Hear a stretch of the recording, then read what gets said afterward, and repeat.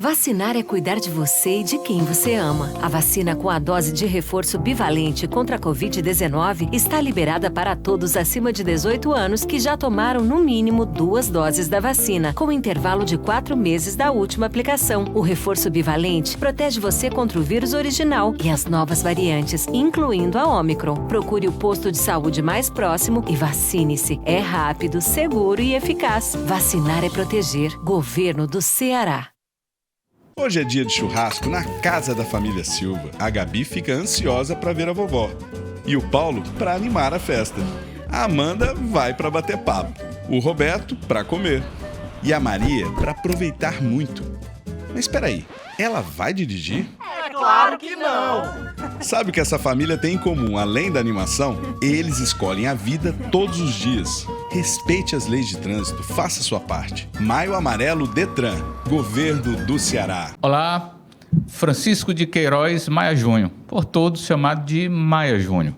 Por ele passou toda a ideia de desenvolvimento econômico e, portanto, social do Ceará nas últimas 3 décadas, pelo menos. Maia deixou marcas importantes nos 3 governos de Tasso Gereissati, no governo de Lúcio Alcântara e, por último, nos 2 governos de Camilo Santana. Ou seja, serviu de maneira direta por 22 anos como um influente secretário de Estado com marcas efetivas no processo de desenvolvimento do Ceará. Antes de Maia, quando se falava em economia do Ceará, a conversa se dava sobre a pesca da lagosta, a exploração extrativista, a derrocada da indústria algodoeira, a economia do comércio. Após Maia, esse perfil mudou radicalmente com o Ceará do porto, do hub aéreo, das energias limpas, do hidrogênio verde e de muitas outras atividades modernas que antes nem sequer se falava. Nesse momento, em especial, tendo optado por trilhar por seu caminho na atividade privada, nada melhor do que conversar com o Maia Júnior para avaliar o que foi feito e o que precisamos fazer. É com ele o nosso Fox Colóquio. Maia, muito obrigado pela sua presença. Bom, a abertura já diz muito do tom daqui da nossa conversa. O Maia ainda está desintoxicando aí de 6 anos seguidos, aí nos 2 anos dos últimos 2 anos de Camilo Santana como secretário de Planejamento, que fez o desenho da estruturação administrativa da condução econômica aqui do Ceará, e nos últimos 4 anos até 2022, até dezembro de 2022, como o secretário de Desenvolvimento Econômico e Trabalho. E aí, Maia, deu para descansar já? Já podemos voltar a tratar do Ceará? Eu sei que o Maia nunca deixou de tratar, nunca deixou de abordar, ele é viciado por essa questão, mas os últimos 6 anos, uma dedicação muito direta. E agora, Maia, vendo de fora? Olha, Fábio, você usou uma expressão importante, né? Depois dessa rotina toda durante quase 3 décadas, ajudando a vários governadores e ao Estado do Ceará, a gente precisava primeiro se desintoxicar um pouco, né? O governo intoxica a gente, né? E uma coisa muito importante que... Deixa eu lhe provocar, intoxica de quê? Pressão, excesso de responsabilidade, peso nas costas, o que é? O que é que... O que intoxica é a intensidade, né? É necessária de um profissional em todos os aspectos, inclusive tempo de trabalho, dedicação, né? Porque um cargo de secretário não é tão simplista como muitos pensam. Não é só um poder que você recebe. Você tem uma obrigação de uma resposta, né? De uma entrega. Montar essa entrega exige, além de conhecimento, da complexidade que é o conhecimento necessário, exige uma coisa que para mim é muito importante, muito trabalho, muita dedicação, muita capacidade de submeter às pressões. As pressões são várias. A partir do momento que você senta na cadeira, até a hora que você se levanta, você ainda carrega ela para casa. Eu me lembro que o período assim, mais intenso dessas 3 décadas foi o período que eu fui secretário de Infraestrutura. Quando eu saía 11 horas da secretaria, né, eu ainda não tinha jantado, eu ainda ia jantar. Secretário de Infraestrutura nos 2 governos do Tasso, de 95 a 2002, né? que foram seguidos, né? Aí já tinha E eu reeleição. precisava tomar pelo menos uma dose de uísque ali para relaxar, porque senão não dormia. Porque aquilo estava tão intenso dentro da sua questão física e emocional que você precisa ter um relax para poder você entrar no outro time, né? Não é pouca intensidade, né? E não tem os benefícios que a sociedade pensa, né? Foi-se o tempo que um secretário de Estado tinha muito privilégio. Hoje não tem mais.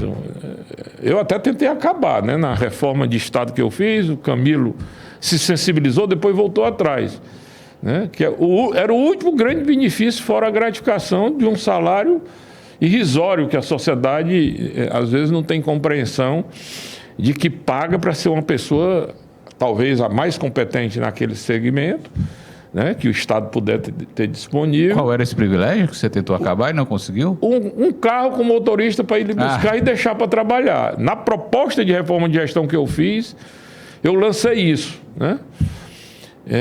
Mas tem pessoas no Estado que nem carro tem, Fábio. Tá certo? Para ir trabalhar, né? Eu não vou citar pessoas, mas pessoas relevantes da própria estrutura do governo do Camilo. Tinha pessoas que não tinham carro. E ele voltou atrás dessa proposta, concordou inicialmente, né? Porque não era uma economia significativa, mas é simbólico, né? Para a sociedade isso é simbólico. O que eu sempre defendi para o funcionário público não foi privilégios, o que eu defendia sempre era uma remuneração adequada ao mercado, né? Pelo menos dentro daquele espectro de que você tem 50% de chance de perder um profissional para o mercado e 50% de chance de retê-lo, né? Mas os salários estão muito abaixo dos quartis definidos de remuneração para o serviço público. Apenas em algumas carreiras tem distorções gritantes, pagam muito mais do que o setor privado. E o outro ponto, Fábio, que as pessoas se enganam, até porque isso é tão passageiro. Eu passei essas 3 décadas, fui secretário de Estado em 6 secretarias diferentes e fui vice-governador. Lembrando, né, eu tinha esquecido de dizer na abertura aqui que o Maia Júnior foi vice-governador no governo, 4 anos, governo de governador Lúcio Alcântara. Isso passa tão vice-governador depressa, que né? também era secretário do Planejamento. E o outro problema é você se desapegar totalmente disso, né? Porque aquela rotina... É difícil mais desapegar? Para mim, nem tanto, sabe, Fábio? Porque... Desapegar, gente, nesse caso aqui, quem está falando é de rotina, das rotinas. E do poder, olhei para frente, né? A minha vida, o para trás são aprendizados para não repetir erros. Mas minha vida, eu projeto sempre para frente. Então, você dá um corte naquele momento que venceu um ciclo, para mim não é tão difícil como pessoa, tá certo? E eu me preparei para isso, porque da pandemia até 31 de dezembro de 2022, a minha cabeça se voltou com uma coisa prioritária na minha vida. Não só essa parada, né, esse desapego que precisava ser feito aí, foram só 5 meses até agora, eu estou trabalhando já com uma boa rotina. Mas eu me preparei em função do que a pandemia me ensinou a estreitar meu tempo de trabalho. Eu fui uma pessoa que comecei a trabalhar com 13 anos de idade, né? Depois parei... Maia, gente, não é cearense, Maia é potiguar, do nosso vizinho de Mossoró. É pernambucano? Sou pernambucano. Meus pais são do Rio Grande do Norte. Ah, ok. E meu pai tinha migrado para ir trabalhar em Pernambuco, né? A convite de 2 tios que já moravam em Pernambuco. Um tinha ido para estudar e o outro se tornou um empresário de construção para o setor de distribuição de combustível. Essas tancagens aqui do Bucuripe foi um tio que morava em Pernambuco, que realizou muitas delas, né? E eles convidaram meu pai para tentar uma condição melhor, né? Em Pernambuco. Por infelicidade dele, né? Meu pai morre depois de nascer o 6º filho, que sou eu, 1 mês depois. E minha mãe teve que retornar. Aí retornou para Fortaleza porque os pais dela já moravam não mais em Mossoró, né? E já moravam em Fortaleza, e ela veio morar com os pais com 6 filhos, né? E daí para frente, como diz assim, eu cheguei aqui, tinha 1 mês de nascido, foi uma saga de um bom cearense, né? Que hoje eu sou, não de fato, mas sou de direito, né? Fundamentalmente como um grande estudante. Maia sempre foi muito estudioso e deve tudo que ela alcançou na vida aos estudos, é o que eu recomendo a todos. O trampolim na minha casa, minha mãe, em cima de uma máquina de costura, ela sempre dizia o seguinte: eu não tenho nada para vocês, né? Mas tem 2 valores para mim. Ela foi de uma família educada, os pais dela foram ricos, os pais do meu pai foram muito pobres, agricultores, né? Aqui na fronteira do Ceará com o Rio Grande do Norte, em Iracema, né? Na fronteira ali entre Pereira e Pau dos Ferros. Minha mãe tinha um bom nível de educação, mas ficou pobre, escolheu um homem pobre para casar contra a vontade da família. Meus avós eram contra esse casamento, né? Meu avô, por parte de mãe, tinha uma certa condição social na cidade de Mossoró, né? Era um homem que era o dono da cooperativa do Rio Grande de Mossoró, salineiro, dono de salinas em Areia Branca, né? Com propriedades produtivas. E casou-se dessa forma. E ela teve muita hostilidade da família, né? Mas a paixão foi muito maior do que a razão, né? Mas ela, uma mulher lutadora, ela dizia muito dentro de casa, né? Olha, a única coisa que eu vou priorizar com a condição que tenho para vocês é a educação e as 3 alimentações. Isso eu conto muito, essa história. Você estudou aonde, Maia? Eu estudei no Colégio Cristos, né? Primeiro eu fiz uma alfabetização no Colégio Regina Coeli, que era ali na Zé Lourenço. E aí já fui, logo depois de alfabetizado, para o Colégio Cristo. E estudei a vida inteira, que naquela época era uma coisa muito positiva, Fábio, para os alunos pobres, com bolsa de estudo. Uhum. A bolsa de estudo do MEC ela era integral para qualquer colégio privado. O que minha mãe tinha que juntar um dinheirinho era para pagar a matrícula, né? Todo final de ano ela fazia um grande esforço ao longo do ano, pagava a matrícula e a bolsa...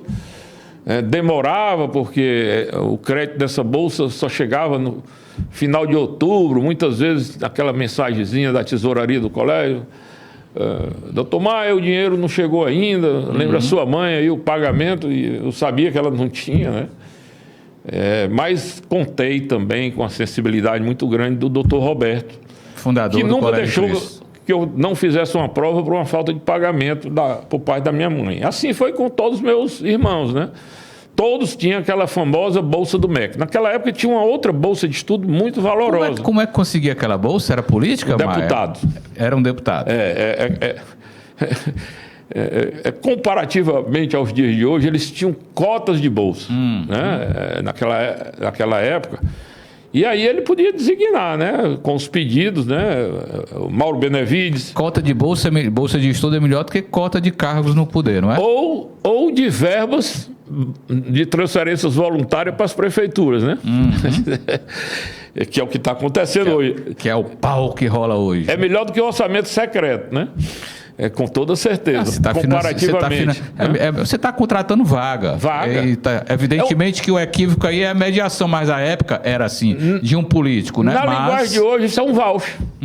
Você dá um voucher para um aluno pobre estudar numa escola boa.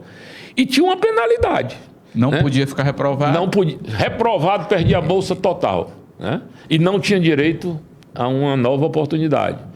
Então você tinha que agarrar aquela oportunidade. Minha mãe dizia, né? Olha, aqui a regra é essa.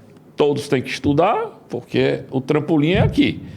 Não tem outro trampolim, né? Assim ela formou, só não formou um dos 6 filhos, que não quis estudar, naquela época, deixou o estudo no 3º ano ginasial, optou pelo comércio. É clássico de muitos comerciantes, era uma tradição do comércio. Meu pai também foi assim, o papai era comerciante, parou de estudar cedo porque foi para o balcão. Foi trabalhar no escritório de representações, cuja sucessão passou de um tio para ele. E costuma ficar muito bem. E hoje, dele para um filho, né? Era representante dessa área de tecidos, cama e mesa, né? Inclusive, esse meu tio era o representante aqui no Ceará da Artex, toalhas de Santa Catarina, de Blumenau, E foi ele o responsável por trazer a fábrica da Artex aqui para o Ceará, no governo Vigílio Távora, né? Eu cheguei a trabalhar ainda 1 ano na Artex, como engenheiro da construção dessa fábrica, né? Aí nós tivemos uma desavença familiar com ele, e eu terminei no último ano de engenharia, né? Você tem ideia, como aluno do 4º ano, já ganhava como o que eu fui ganhar como engenheiro formado 2 anos depois, né? Através da Artex, né?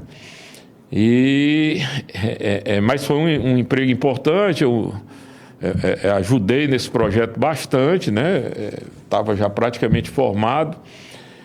Foi uma atividade também muito importante na minha formação, né?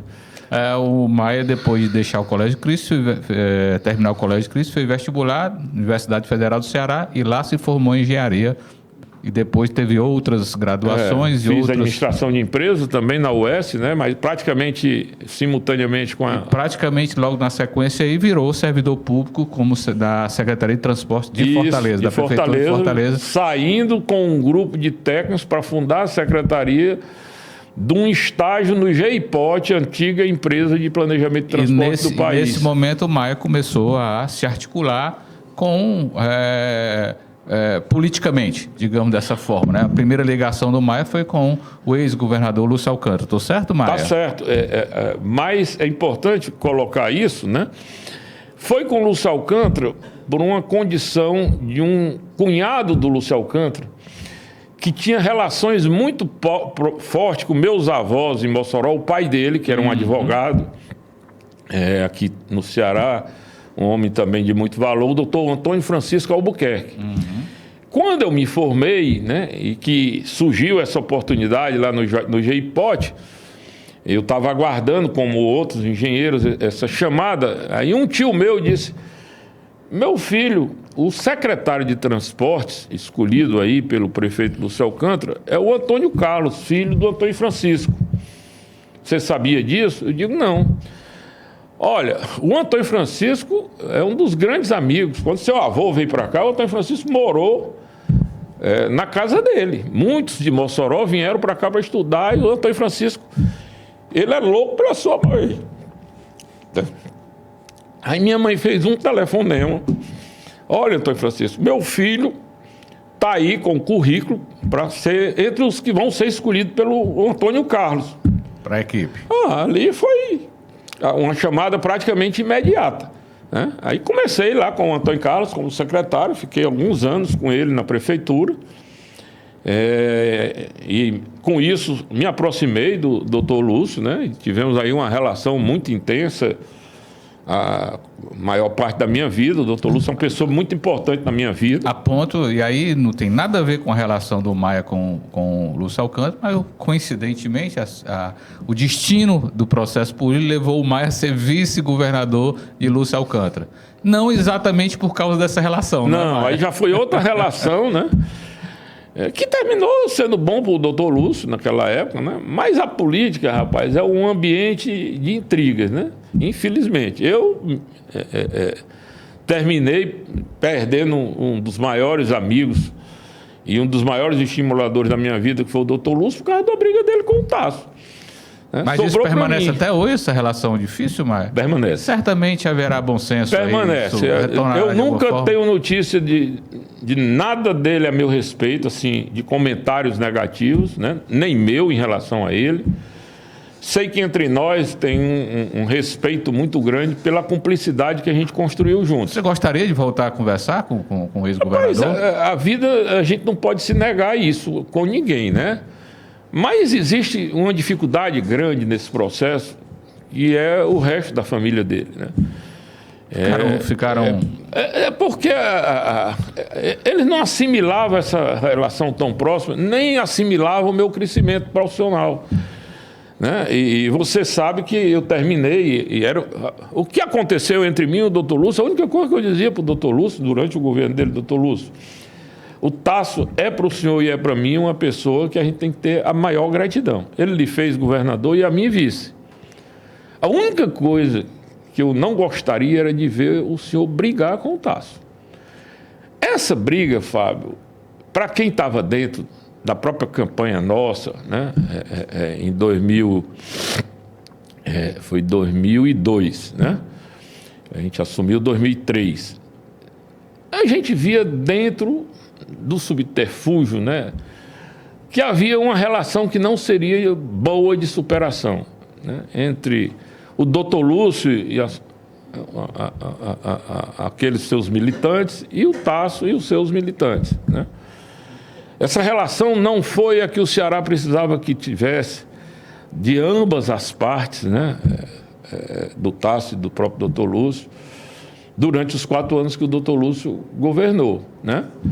Porque o Dr. Tasso, eu acho que esperava uma relação, né, muito mais entrosada, né? Apesar, né, do Dr. Lúcio ter sido praticamente, dentro do projeto de mudança, o primeiro governador fora do ciclo.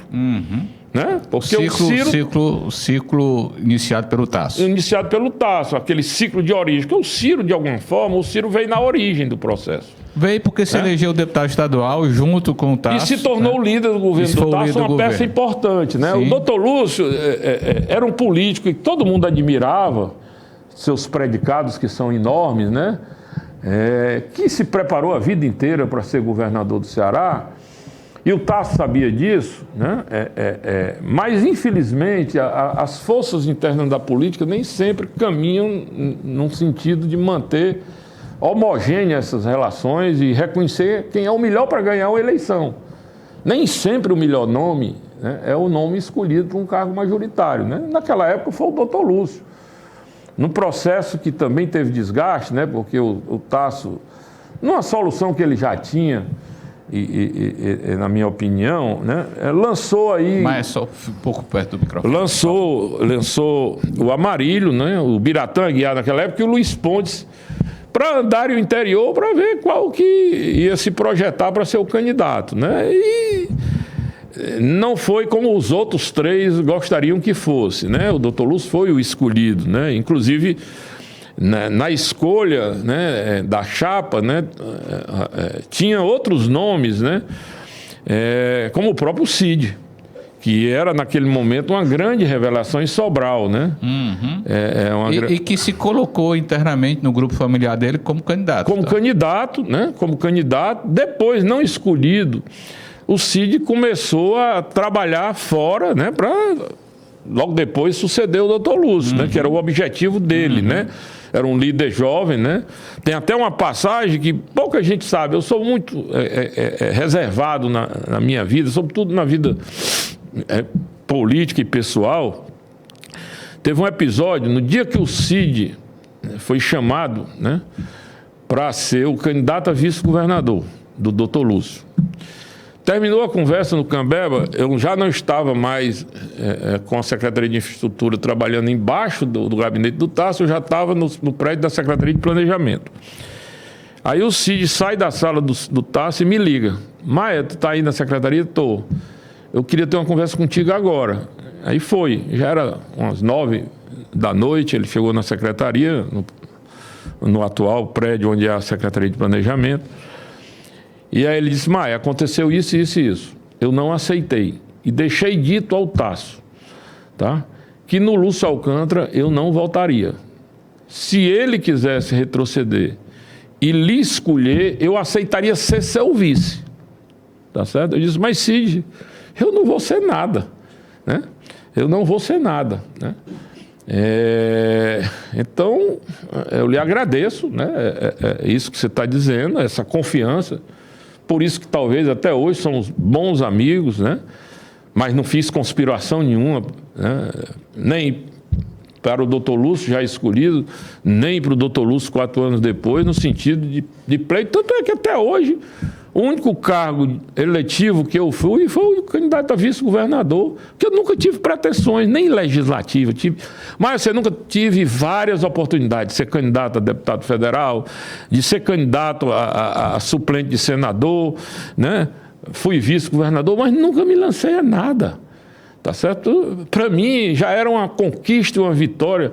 Um filho de uma costureira do Ceará, vice-governador do Ceará, como eu tenho no meu currículo, Como tem no meu currículo que eu assumi 14 vezes o governo do Estado por oportunidade dada pelo Dr. Lúcio em viagens que constitucionalmente eu era obrigado a assumir o Estado e acho que nunca criei nenhum problema, nem criei problema com o governo dele de maneira nenhuma. O que tinha era esse subterfúgio da política que não sabe enxergar quem tem valor, quem tem caminhos próprios, né? E começam a destruir imagens e que há estereótipos de pessoas que poderiam ser muito mais adiante, né? Esse talvez tenha sido, na minha opinião, né, o grande problema desse projeto de mudanças, que não formou um processo sucessório de pessoas comprometido com o projeto na sua íntegra, né? Como o próprio Beni dizia. Eu acho que essa falha na formação de quadros tem uma forte relação por não ter um partido, né? Efetivamente, não é? Isso passa muito por uma ideia de partido no mundo inteiro, não é? Passa no mundo inteiro. Porque, por incrível que pareça, Fábio, hoje nesse universo de 36 partidos que o Brasil tem, tirando o PT, né? Partidariamente, o que é o resto? Doutrinariamente, caciquismo, o que é o resto? Né? O que é que são esses partidos? Então, o que? A direita, nessa eleição, na próxima vão estar à esquerda? Porque como é que se explica, por exemplo, aqui no Ceará, o Camilo, doutrinado pela mãe, né? Hoje o maior líder político do Ceará, doutrinado pelo pai, né? Bastante doutrinado, né? Ao longo da sua história, petista de raiz, né? Um camarada muito mais flexível, né? Que conseguiu um amadurecimento e que foi um bom governador do Estado, né? Mas o que é que explica hoje, por exemplo, uma união desse PT do Ceará que governa o Ceará, criando uma base, por exemplo, com republicanos do Chiquinho Feitosa? Que unidade ideológica tem a junção desses partidos? Ou com o PL, tá certo? Ou com a União Brasil. Você acha que isso diferencia muito do que é uma marca que diferencia esse momento do que foi a era Tasso, por exemplo? Eu acho que sim, Fábio, porque naquela época, quem é que o Tasso procurava? Tasso escolheu o Chiquinho um dia desse para ser seu... Foi, para ser seu suplente. Dirigente do PSDB, suplente de senador. E eu, Maia Júnior, tá certo? Sou o responsável por convencer o Chiquinho e o Idemar Citó, na época do Dr. Lúcio, presidente do PDT, a se filiarem num partido político pela primeira vez, que foi no PDT. Tá certo? Inclusive, naquela época, com a reação enorme do deputado Júlio Rego, que nunca aceitou essa filiação. As disputas paroquiais, Tauai. Exatamente. Então, mas naquela época, você vai se lembrar, o Tasso buscava compartilhar um processo político, convidou várias vezes o PT para assumir e chegou até a fechar uma vez com a indicação do Mário Mamed. Sou testemunha disso. Né? Convidou o PDT. Né? Você não via o PSDB do Ceará, né, naquela época, fazer alianças com a direita da ex-Arena, por exemplo, do PFL. Tá certo? O PSDB era um partido de uma social-democracia e se alinhava com partidos com... Quem é que inaugurou isso aí, essa pós-Tasso aqui, bora todo mundo para dentro do governo, arranjo o cargo e quero viver em paz como governador, Fábio, não quero problema de CPI, não quero nada disso. Eu não sou político, assim, né? Sou militante, mas sempre gostei de analisar todos esses caminhos. Para mim, o maior mal desse processo partidário no Brasil chama-se a reeleição que o presidente Fernando Henrique, PSDB, seu partido. PSDB, né? E daí para frente, nunca mais o presidencialismo... Isso é uma análise do momento ou você teve essa análise Naquela época eu já era contra, tá certo? Eu fui contra o parlamentarismo, naquele plebiscito, né? Eu era brizolista. No plebiscito eu era brizolista, e o Brizola era presidencialista, né? Por natureza, né? E fui contra a reeleição, né? Porque a reeleição exigiu dos políticos uma luta que não é, na minha opinião, assim, o objetivo grandioso que é a política, né? Que foi né, a fragmentação de acordos espúrios para se governar, né, e se ficar apenas com o poder. A partir da reeleição, para ganhar o poder, valia tudo. Valia se aliar com republicanos, como valia se aliar com o PFL, né? E qual foi o primeiro resultado daquela história do PSDB? Né? Que naquela época polarizava com o PT a doutrina socialista no Brasil. Foi se aliar a quem? Ao PFL do Antônio Carlos Magalhães. Isso mesmo. Tá certo? O pragmatismo para ganhar a eleição... Para você ver como tudo é muito contraditório, Maia, porque quem fez a articulação política das alianças para eleger Fernando Henrique Cardoso foi Tasso Gereissati, e o então Ciro presidente Gomes. Nacional do PSDB. O Ciro também conta que estava na mesa. O pragmatismo político leva a coisas Pois é, que degeneram, né? Que é o que hoje, tá certo? De alguma forma a gente está revivendo no Ceará. O que são as forças políticas hoje dominantes do Ceará é o pragmatismo político. O objetivo, nós estamos hoje em último dia do mês de maio de 2023. Né? O prefeito e o governador do Ceará já estão com a pauta da eleição municipal do próximo ano na mesa. E a conversa que está rolando é essa. Na mesa. Né? E, inclusive, essa semana teve um vídeo na inauguração de umas casas aí próximo ao Conjunto Cevalto, constrangedor ali a posição do prefeito de Fortaleza naquele palanque, né, com o governador do Ceará. Tratado friamente. Tá certo? Por quê? Porque ali já está a disputa. Tá certo? 2 em 2 anos. O país tem eleição de 2 em 2 anos. Eram parceiros até alguns dias atrás. Tá certo? Então, Fábio, essa política, para mim, é quem está levando o Brasil a esse retrato, né, que de alguma forma tira a esperança de um povo que aí as pessoas estão cansadas. Que Maia, está cansada dessa velha política, né? Está cansada desses acordos. Pois é, o acordo é próprio da política, mas o problema é que no Brasil isso está vulgarizado. Eu acho que não é o acordo que é próprio da política. O diálogo e a construção de acordos. Do diálogo leva ao acordo. Tá certo? Agora, também, não podemos vender a alma para fazer um acordo para ganhar. Pois bem. Tá certo? Aí é melhor perder, na minha opinião. Por isso que eu não sou político. Eu prefiro perder. O problema é que não se vende a alma, né? Vende-se o Estado, vende-se a máquina, vende-se a estrutura para abrigar todos os interesses e aí continuar governando ou se eleger. E é assim, não estou falando do Ceará não, é assim no Brasil inteiro. Não, tá aí o próprio presidente da República, né, que viveu outros momentos na história do Brasil, né, um líder político significativo da história brasileira, o Lula, né? Se você dividir, né, o Lula em algumas etapas da vida dele, né, primeiro o sindicalista. Como era o comportamento do sindicalista? Né, do líder sindical de alto valor. Né, marco da história brasileira. Tá certo? Né? Depois o Lula presidente. E esse Lula de hoje. Quando ele volta no tempo, ele vê que a política hoje, de alguma forma, está perdendo sentido. Ontem, Fábio, sabe qual foi meu questionamento na minha casa? Minha filha. Né? Pai, e essa aí do Lula de receber o presidente da Venezuela? Eu fui tentar dizer, minha filha, um presidente da República tem que estar aberto ao diálogo. Nós vivemos numa região que é a América Latina, né? Onde eles também estão inseridos. O presidente não pode ser proibido. Não quer dizer que ele tenha que concordar. E os presidentes apesar dele concordar com o modelo, né? Claro, e os presidentes passam, o país fica, né? Tá certo? Pelo contrário, a Venezuela foi um país riquíssimo da América do Sul, né? E hoje é um país sofrido, como é a Argentina, né? Como é a Argentina.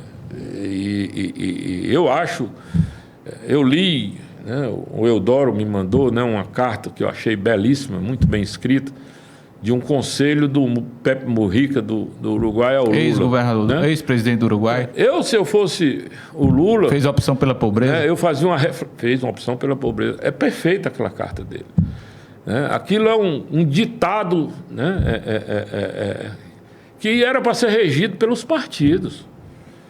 É de um altruísmo aquela posição dele na América Latina. né, de uma situação real, de um desafio imenso que está na mesa desse povo da América Latina, nem divulgado isso foi. A imprensa do Brasil nem deu vazão a essa carta. Porque foi muito bem escrita, né? E eu não acho que ela tenha tido a reflexão do Lula para esse encontro de ontem, né? Guardadas as devidas proporções. O que o Maia tentou dizer, aliás, disse para a filha é muito simples. Olha, eu não posso me meter na política interna da Venezuela. É um presidente da República, representa os interesses do país e eu vou sentar com ele como eu vou sentar com todos os outros. O que o Lula errou foi de passar pano no ditador, tratar aquilo como uma narrativa. Aquilo é uma ditadura, efetivamente. Do ponto de vista da diplomacia, ele não precisava nem ficar dizendo que é uma ditadura ou coisa parecida. Ia sentar com todos os pares. Senta com todos e acabou a conversa. Sem discriminar nenhum. O que é que o Lula conseguiu com isso? Né? Atraiu toda a atenção para esse fato e o encontro com os presidentes da República da América do Sul, que é extremamente importante esse encontro para discutir assuntos de interesse do país, de cada um desses países, da economia, do desenvolvimento econômico, ficou menor diante dessa polêmica. Mas, Maia, vamos voltar um pouco para cá. Secretário de Infraestrutura, secretário de Planejamento, secretário de Desenvolvimento Econômico, vice-governador. Maia, algum arrependimento nessa trajetória aí? Nenhum, Fábio. Nenhum? Nada que você diga, não deveria ter feito isso, eu poderia ter feito aquilo? Na minha vida, tá certo? Primeiro, não tenho nenhum arrependimento, tenho orgulho de ter escolhido ser engenheiro. Erro. Tá? Um erro que você, assim, puxa vida, cometi esse erro que eu não poderia ter cometido. Rapaz, um erro foi me patrulhar do ponto de vista técnico, né, nessa relação entre a vida de um profissional técnico com compromisso com o desenvolvimento do Estado e a política.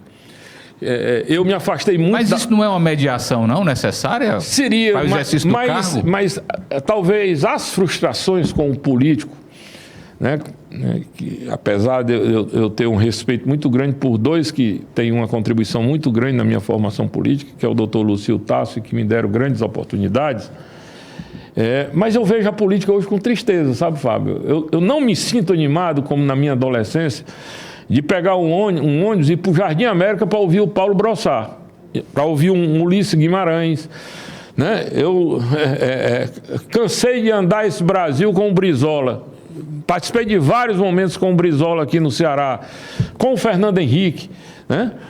Hoje, eu não me sinto com apetite para ir ouvir ninguém falando, tá certo? Porque falta para mim, né, uma visão nova na política. Para que é a missão da política? Né? Esse tipo de coisa que o Lula está comentando, que está sofrendo com o Congresso, que agora hoje tem outros aliados na democracia brasileira, né? Isso põe em risco o futuro desse país, que é a democracia e as liberdades. Né? Há posições aí hoje no Brasil que preocupam. Né?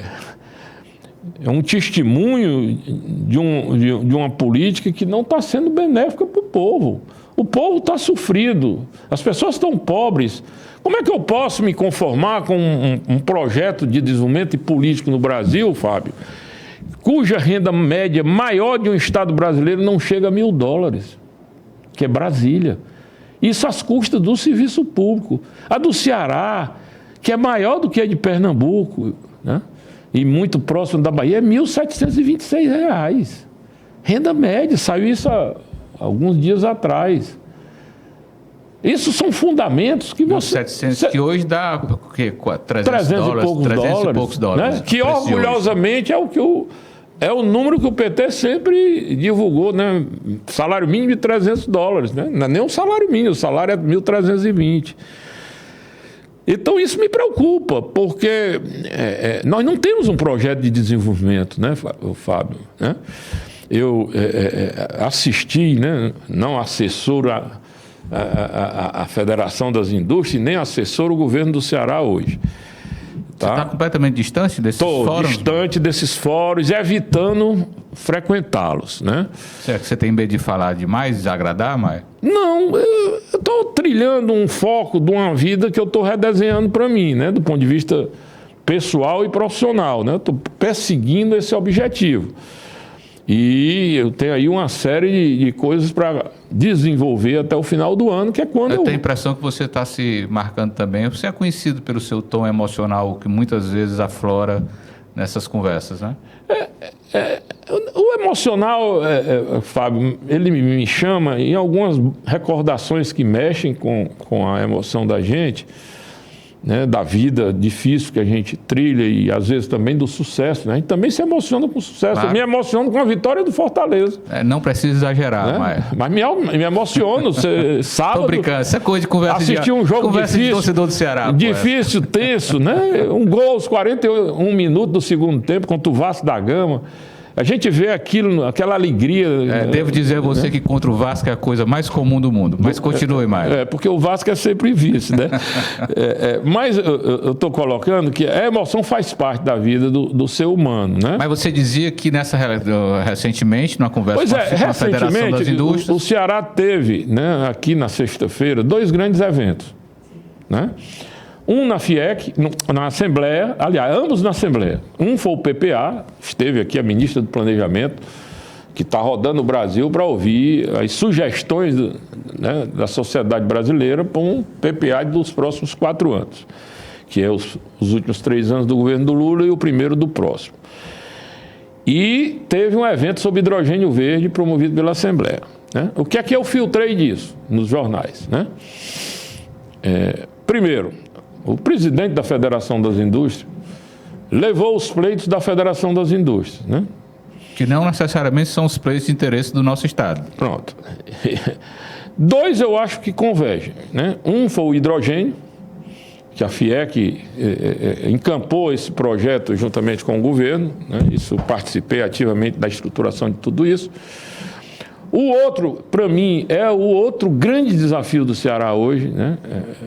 Desenvolver, para mim, tinha o que o Ceará ter energia. Hoje o Ceará tem uma condição privilegiada de energia, não tinha em 1995. Hoje é muito fácil falar. E água. O desenvolvimento do Ceará vai passar por energia, que nós temos aí abundante pelos bons ventos e pelo sol, e água, que nós temos uma baita de uma infraestrutura montada de gestão, que precisa de aperfeiçoamento e inovação, mas que se soma ao desenvolvimento da energia, porque não vai haver desenvolvimento sem essas duas coisas, né? E a FIEC ponderou o terceiro ponto, os incentivos fiscais. Está hoje a manchete aí nos jornais do Brasil. 646 bilhões de incentivos fiscais no país. Para mim, o número é menor. Isso foi levantado, foi divulgado hoje. Amigo, o que é que a FIEC, né, corporativamente, e o próprio desenvolvimento, o governo do Estado, devia pleitear a presidência da República num plano de 4 anos? Um projeto de desenvolvimento. Olha, nós do Nordeste queremos uma proposta de desenvolvimento. Está até na porta o caminho, né, que é o hidrogênio. Mas não, a proteção foi priorizada. A manutenção de uma estrutura de mais de 60 anos de incentivo. Privilégio.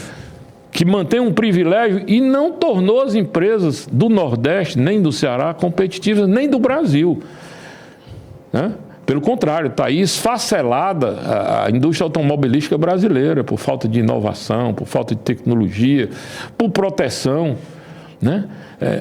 É um escárnio essa proposta do governo federal, né, para desovar os estoques, né, dessa proposta do carro popular. Fábio Campos, em 2020, o preço médio de um carro no Brasil era R$70 mil, 86 mil reais, me perdoe. Hoje é 140 mil. Eles aumentaram esses preços desbragadamente. Agora vão pegar o incentivo para dizer que estão fazendo um favor de reduzir os preços para alguém comprar um carro que subiu muito acima de qualquer indicador no Brasil. Rapaz, isso é muito descarado, Fábio Campos. Na minha opinião, isso é muito descarado. Tá certo? E isso ainda prejudica os estados nordestinos, porque isso beneficia a indústria de São Paulo. Quem produz. Que é quem produz, tá certo? Então, eu acho que a gente está precisando de construir consenso, né, que essas novas lideranças que dominam a política do Ceará, um projeto de desenvolvimento, O Camilo deixou aí um grande legado, e um grande legado fácil de fazer. Não foi difícil a gente chegar a essas propostas que ele encampou no governo dele. Porque qualquer diagnóstico, Fábio, mostra que a economia do Ceará vem se repetindo há 30 anos, há 40 anos, há 50 anos. A economia é a mesma. Tá? Montada historicamente, né, numa indústria têxtil da época áurea do algodão, quando o Ceará chegou a ser primeiro, segundo colocado dentro dessa indústria nacional têxtil e de confecções, né, a quantidade de empresários do Ceará que ia para a famosa Fenite, onde muitos morreram naquele acidente da VASP, né, que também perdemos o Edson Queiroz. E do Ciro para cá, com a vinda da Grendene, a formação de um polo calçadista, que é o segundo do Brasil hoje. Baseado em incentivos fiscais que você está criticando. Todo incentivo e sem competitividade, não é certo? Então, o que era a economia do Ceará, que eu tentei, né, orientar o governo do Camilo, né, a partir para uma disrupção. Ó, Camilo, 30 anos, está aqui o que a gente cresce. Está aqui o que nós somos, está aqui a renda média, está aqui a quantidade de empregos. Ou a gente desrompe isso e tem uma oportunidade. Há 20 anos atrás, nós iniciamos um trabalho. O que você estava sugerindo, então, era cortar. Se chegou o contrato, por exemplo, da Grendene, que era de 30 anos com o governo do Ceará, não renovar. Eu não sou contra incentivo. É bom deixar claro isso. Eu sou contra a perpetuação de privilégios. Tá certo? Porque se utiliza-se o incentivo dentro de uma política de desenvolvimento de forma a dar competitividade a alguns setores, a aumentar a produtividade de alguns setores, a trazer valor agregado, né, de renda em alguns setores, isso é positivo, tá certo? Agora, o incentivo simplesmente para garantir sobrevivência, né, de grupos que não investiram nas suas empresas. Não investiram em tecnologia, não investiram em inovação, não investiram para ganhar produtividade.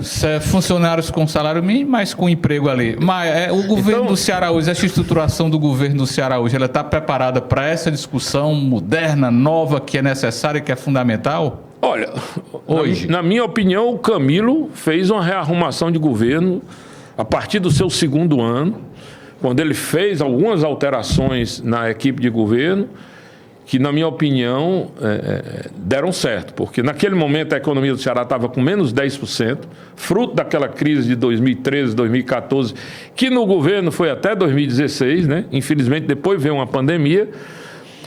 Mas ele acreditou numa proposta, ele acreditou numa inteligência, né, estratégica de pessoas que foram trazidas para cá, né, tanto pela Federação da Indústria, com aquele programa da Rota Estratégica, como as consultorias que o Banco Mundial colocou aqui nessa área de desenvolvimento, e outras que a gente trouxe. Você acha que está se perdendo hoje? Não, eu acho que está se tentando, é cedo para mim fazer uma crítica, que o governo tem 5 meses, está se tentando dar uma continuidade, né? O governo atual absorve, né, o principal dinamismo futuro, né? Nesse evento da Assembleia foi dito pelo o diretor-geral da CAF no Brasil, né, que a reindustrialização do Brasil pode começar pelo Ceará, é o hidrogênio, é toda a cadeia do hidrogênio. E aqui se atrela às energias renováveis, o GNL, essa estruturação em cima de um segundo ponto novo, que é uma logística diferente que o Ceará tem hoje. Porto, aeroporto, estradas, né? O Ceará tem uma infraestrutura que foi trabalhada nos últimos 30 anos, que se soma, né, a esses projetos disruptivos. Tem avanços importantes de capital humano, a evolução da educação também é positiva. A evolução não, uma cultura de gestão fiscal dos últimos 30 anos, que hoje no Brasil, principalmente depois daquele problema da 194, né, que é a lei dos combustíveis, da redução de combustível, energia e tal, que criou um buraco imenso, né? Ontem voltou para o Ceará, e vou até almoçar com ele hoje, uma pessoa que trabalhou comigo no IPES, que estava no governo de Goiás, com a Cris Schmidt, que era a secretária, que também acabou de sair de Goiás. Eles arrumaram Goiás, estava quebrado. O rombo dessa 194 em Goiás é da ordem de 5 bilhões, no Ceará foi 2, pouco, no caixa do Tesouro. Né? Então, refazer a disciplina fiscal é hoje uma necessidade no Estado brasileiro, a União, e nos estados e nos municípios. Isso é um ponto, porque se não houver isso, não tem como se sustentar um projeto de desenvolvimento. Um outro ponto que eu vejo aqui na economia, né, o hidrogênio, a logística, a indústria da saúde, os distritos de inovação de saúde, isso é o novo. Uma agricultura moderna, saindo da cultura do feijão, do milho, do arroz lá em Morada Nova, para uma cultura de valor agregado alto, né, com a pecuária leiteira. Muito disso, Maia, já está nas mãos muito disso já está nas mãos da iniciativa privada, que já está levando Tudo isso adiante. Aqui é iniciativa privada. Não, eu estou dizendo assim que já não depende muito mais do governo, não é isso? Quem depende muito do governo, e aí está uma grande preocupação, andei conversando com o presidente da ANEEL na semana passada, com o diretor de EPE, com um consultor numa empresa que eu estou trabalhando, que é muito ligado à Petrobras, foi presidente da ANP, né? Me preocupa hoje, por exemplo, a falta, primeiro, de governança nessa transição energética no Brasil.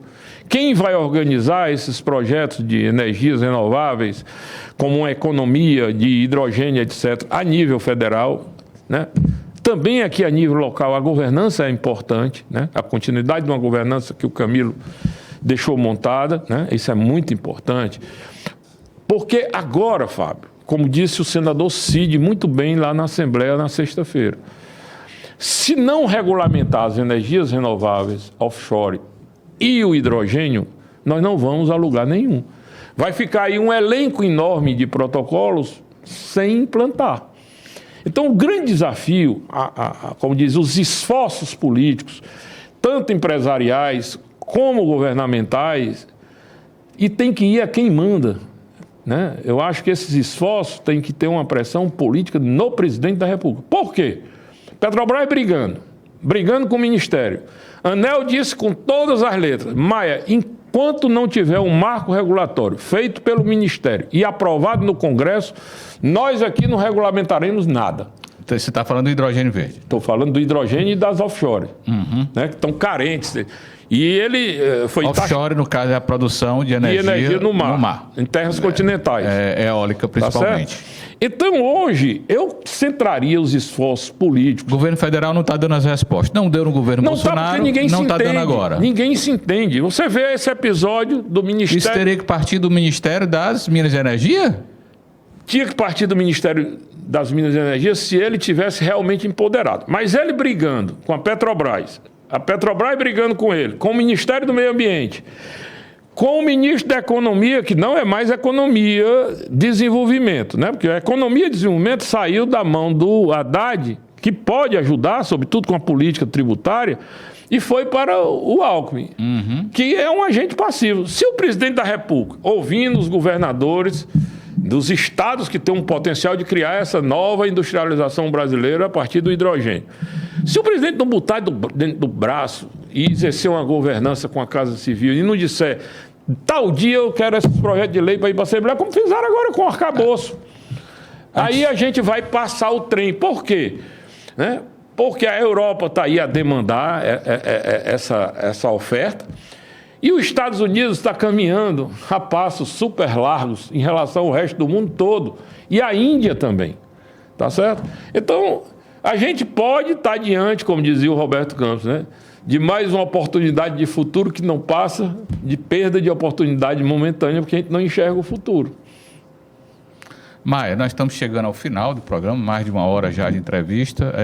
O que é que você está fazendo da vida, Maia, neste pós 6 anos de governo? Está cuidando da vida, virou consultor, montou seu negócio, o que é que está acontecendo? Para a gente finalizar, Maia. Eu não gosto muito dessa expressão consultor, mas não deixa de ser um consultor, né? Eu recebi um convite, já comecei a trabalhar... Você não gosta dessa expressão e a substituiria por qual nome? Rapaz, eu prefiro de conselheiro, né? Conselheiro, é um bom nome. De conselheiro de administração, que é o que eu estou me focando, né? Eu recebi 3 convites, já materializei em 3 empresas diferentes, 2 na área de energia, uma do Brasil, uma de fora, e recebi... Na área de hidrogênio verde, Maia? É energia, negócios de energia Com interesse no Ceará, dessas empresas? no Brasil inteiro. Tá? Tem uma delas que é a terceira maior produtora de energia do país. E quer crescer. Eu estou indo para montar um projeto para mais 50 anos com essas empresas. Tá? Outra é um projeto Greenfield, né, de um investimento em energia e hidrogênio verde, aqui no Ceará, Piauí, Rio Grande do Norte e Maranhão. Uma outra, Fábio, foi um convite assim até inesperado, mas é uma das grandes empresas de gestão que o Ceará tem hoje, porque uma empresa de consultoria de gestão no Ceará, com quase 300 funcionários, é uma pedra muito boa para ser lapidada, né? E é uma garotada jovem, uma empresa que tem 15 anos, me convidou para ser do seu conselho consultivo, tá? Aí eu estou aguardando um convite do empresário do ramo de alimentos, tá? Que tem uma empresa e que tivemos uma conversa. É uma empresa ou um grupo? É um grupo. Eles atuam em massa e biscoito e atuam também em investimentos de incorporações. Cearense, é uma pessoa que eu morei no mesmo prédio, é jovem. Eu gosto de gente jovem, gosto de gente que gosta de desafios. Estou aguardando uma proposta deles, já conversamos, estou aguardando a proposta. E tem um grupo econômico que eu estou aguardando materializar o contrato, mas já fui comunicado que inicialmente eu tinha sido convidado para ser presidente da empresa. Aí eu disse que eu estava saindo, né, de uma intensidade de trabalho para uma intensidade menor. E nós estamos aí, eu estou aguardando fechar os contratos para convergir para um conselho. O que totalizaria aí 5 conselhos. Como você sabe, eu tenho 2 empresas, né? Uma no ramo de incorporação de imóveis, que está sólida, está direitinha, mas a gente parou atividades por falta de capital de giro e pela economia. E tem uma empresa de energia que eu estou tentando reestruturar para a gente definir com os sócios, como diz, pagar as contas, ver o que sobrou, para definir com os sócios uma posição no próximo ano de futuro. Então, estou tentando reorganizar essas 2 empresas minhas para me decidir se continuo com essas sociedades que eu celebrei ao longo da minha vida, né? Ou se eu vou partir para outro caminho com solo, como diz, né? Setor público, mas não. Não, eu tenho recebido, né? Mas estou indicando e estou me colocando à disposição para ajudar. Convites aí, nessa empresa de consultoria, eles têm alguns clientes públicos e o meu nome não deixa de ter um certo capital, né? Tanto aqui no Ceará, não o Estado, né? Eu tive uma conversa com o pessoal mais ligado à prefeitura, que me procurou, né? E com o Estado de fora. Tá? Já tive algumas conversas com um governador fora do Ceará e estamos avaliando aí como eu poderia ajudá-los. Tá? Não tem ainda nada concreto, tem entendimentos, né? Para que eu possa oferecer aí dentro de uma política dessa minha expertise, né? Infraestrutura. Como eu disse, eu posso ajudar a infraestrutura, se precisar organizar gestão e desenvolvimento. Você falou, o filho da costureira chegou a ser vice-governador, assumiu o governo várias vezes e tal. Tem algum outro patamar que você quer atingir? Mas pessoal? Político, não. Pessoal, político não e privado, sim. Privado, sim, no sentido de eu garantir uma sustentação, né, para essa minha vida, né, porque eu, do ponto de vista material, não tenho mais grandes ambições a ir buscar. Né? Tenho onde morar, tenho casa própria, tenho uma casa para passar meus finais de semana aqui próximo, na Praia da Taíba, né? Organizei uma aposentadoria para mim viver e essas atividades profissionais, elas reforçam a condição financeira melhor, né?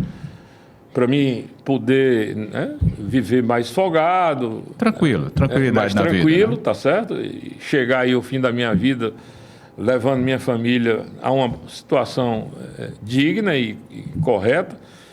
É o que eu almejo, Fábio, porque a política, Eu estou aí tentando ajudar o Tasso, né?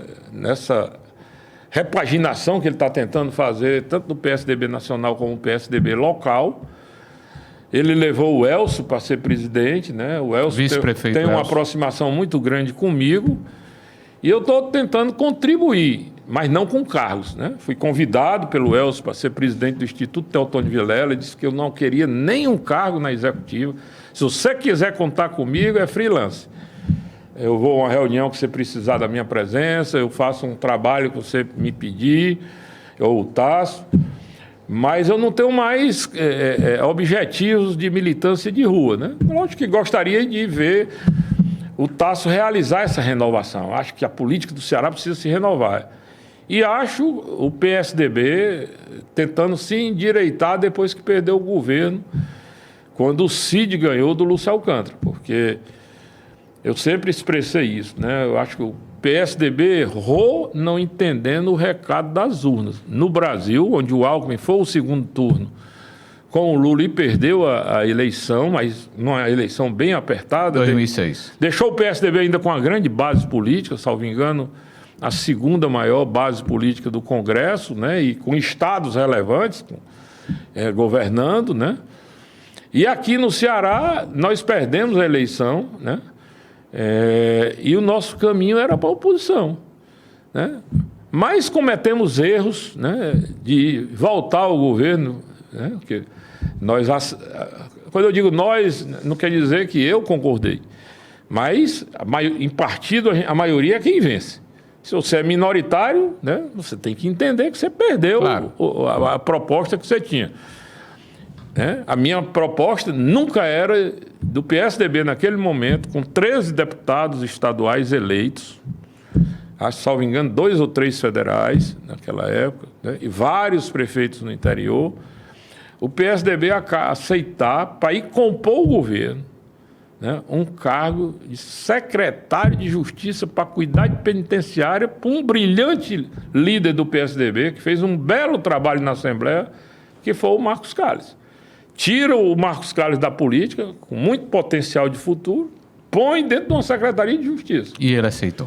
E ele aceitou e o PSDB aceitou, né? O pior é que o PSDB aceitou. Daí para cá...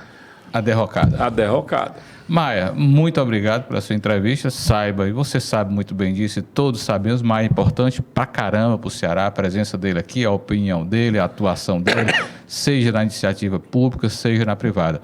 Muito obrigado pela sua participação aqui novamente no nosso colóquio aqui, no Novo Momento, na casa de Vovó Dedé, TV Dedé, né, essa estrutura.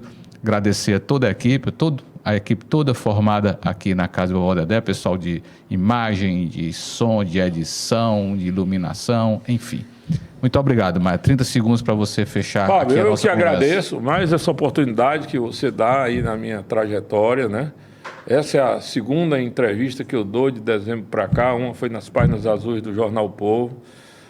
Quero agradecer a todos os cearenses, né, que me prestigiaram e que acreditaram no meu trabalho ao longo desses tempos. E quero dizer que ninguém mais do que eu, né, é difícil para um torcedor do Fortaleza dizer isso, mas para mim o Ceará está em primeiro lugar. Obrigado, Maia. Até mais. Até a próxima, viu? Até a próxima, Fábio, se Deus quiser. Vacinar é cuidar de você e de quem você ama. A vacina com a dose de reforço bivalente contra a Covid-19 está liberada para todos acima de 18 anos que já tomaram no mínimo 2 doses da vacina, com intervalo de 4 meses da última aplicação. O reforço bivalente protege você contra o vírus original e as novas variantes, incluindo a Ômicron. Procure o posto de saúde mais próximo e vacine-se. É rápido, seguro e eficaz. Vacinar é proteger. Governo do Ceará. Hoje é dia de churrasco na casa da família Silva. A Gabi fica ansiosa para ver a vovó. E o Paulo para animar a festa. A Amanda vai para bater papo. O Roberto para comer. E a Maria para aproveitar muito. Mas espera aí, ela vai dirigir? É claro que não! Sabe o que essa família tem em comum, além da animação? Eles escolhem a vida todos os dias. Respeite as leis de trânsito, faça sua parte. Maio Amarelo Detran, Governo do Ceará.